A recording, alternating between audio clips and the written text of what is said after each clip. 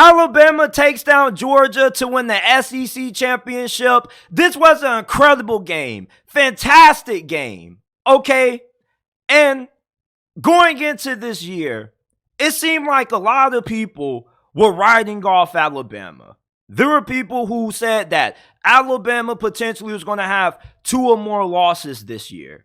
And you look at how Jalen Milroe started this season out. You know, he struggles against Texas.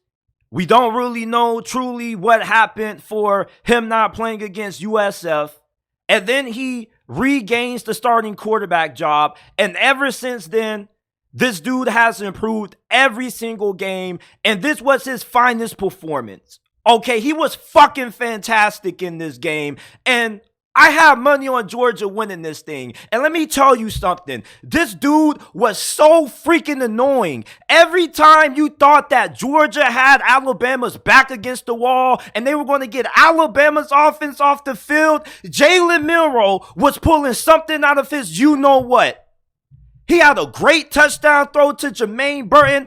Beautiful dot. Beautiful dot.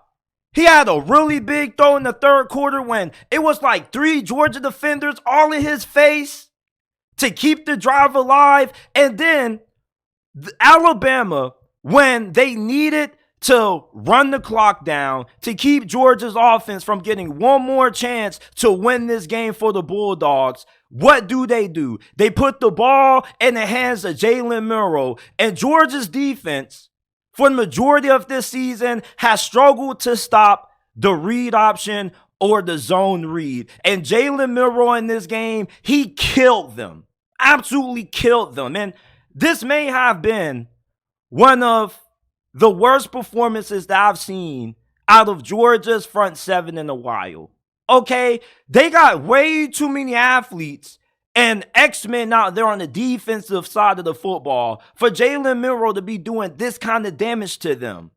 And I mean, they did try to contain him. They did have some quarterback spies in there. But anytime they decided to give Jalen Milroe carries on design quarterback runs, the Bulldogs defense, they were unable to stop this dude the majority of times. And it's crazy because he started this game out 0 for 4. He was looking terrible. Things were not looking promising for this Alabama passing attack, but he got better as this game progressed.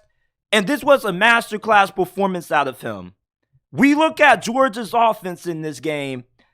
This offense didn't have the same level of efficiency in this matchup that they've played with for the majority of the year. Okay, their first opening drive, touchdown. And then after that, this offense struggled. Now, they came alive in the second half, but just watching this game, it felt like Alabama was just in firm control.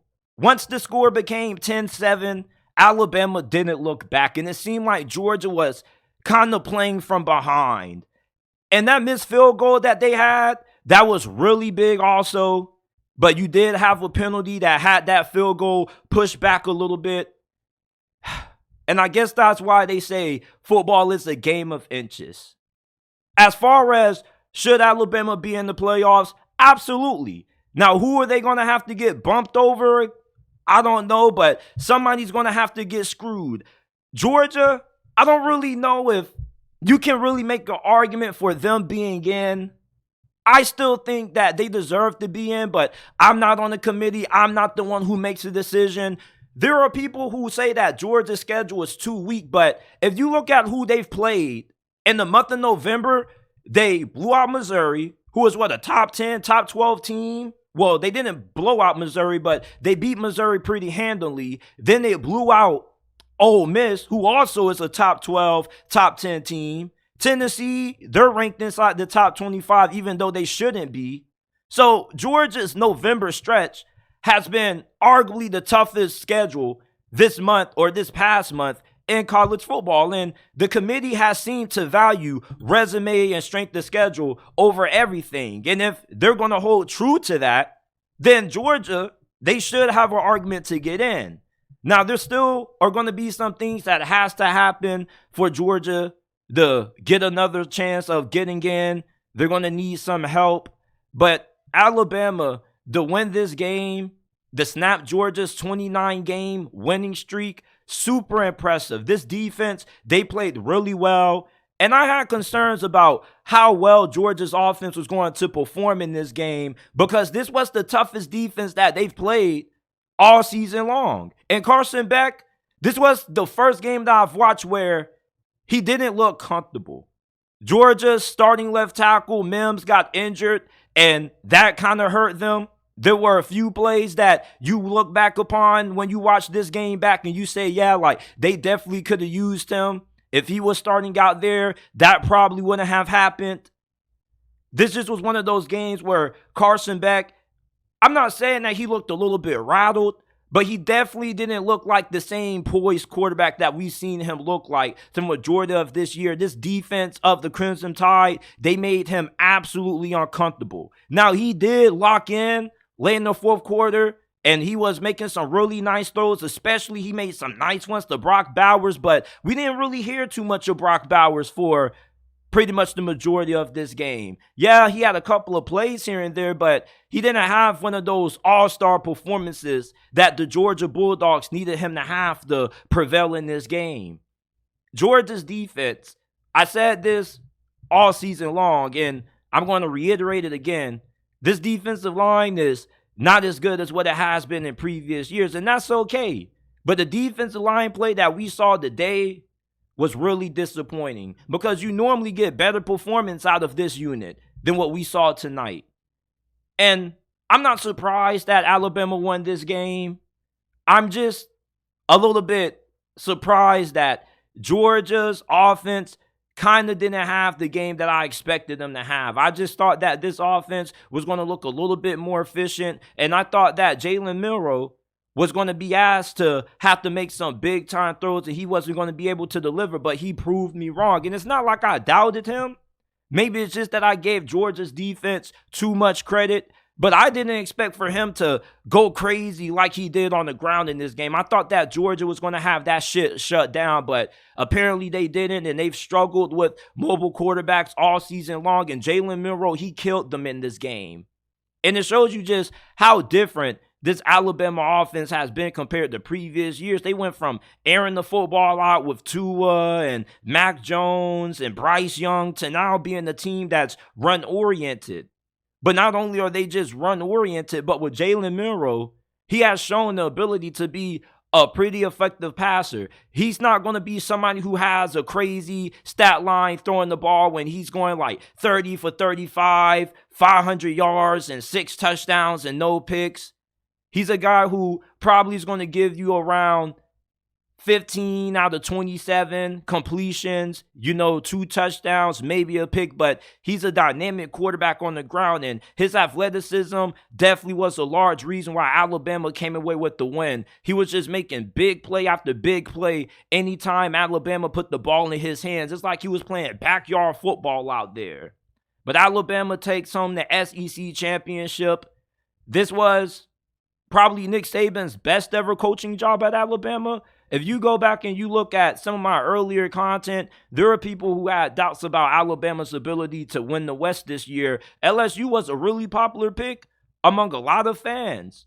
The quarterback situation was a big reason why. And it's funny how the biggest weakness that people thought for Alabama coming in was the quarterback situation actually ended up being a strength in the biggest game of the season.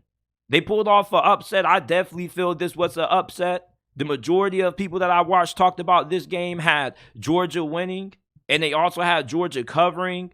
But Alabama, they came ready to play in this game. You saw how they nearly lost to Auburn. And like I was telling people, you can't judge a team based on the previous week, because in college football, the same team that you saw last week isn't the same team that you're going to get the following week.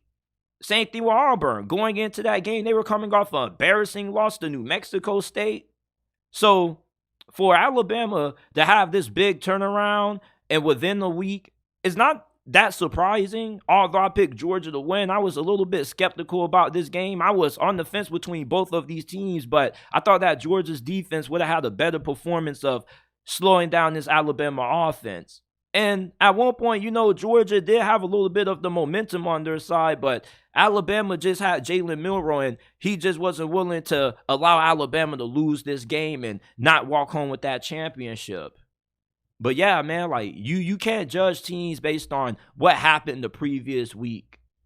This isn't the first time this has happened either. A couple of years ago, 2021 SEC championship, Alabama had barely beaten Auburn. It took them multiple overtime periods to close out that game. And Bryce Young and those boys, they went berserk on against Alabama. And, it was a pretty big upset at the time because not only did a lot of people pick Georgia to win that game, but most people thought that Georgia was going to dog walk Alabama. And I had a homie of mine that before this game started, he was like, man, JT, you really picking against Alabama? It's like, man, it's not that I don't believe in them. I just think that, Georgia is just a better team. But Alabama, they look like the better team today.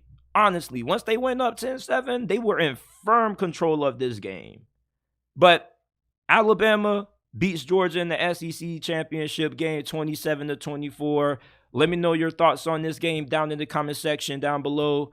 And make sure that you check out the JT Sports Podcast. Every episode of the podcast is available in audio format on all podcasting platforms. Apple, Google, Spotify, Amazon, wherever you get your podcast from, you can find the JT Sports Podcast. If you enjoyed this video, leave a like, subscribe to the channel, rate our podcast 5 stars on Apple and Spotify, and I'll see you guys shortly with another episode.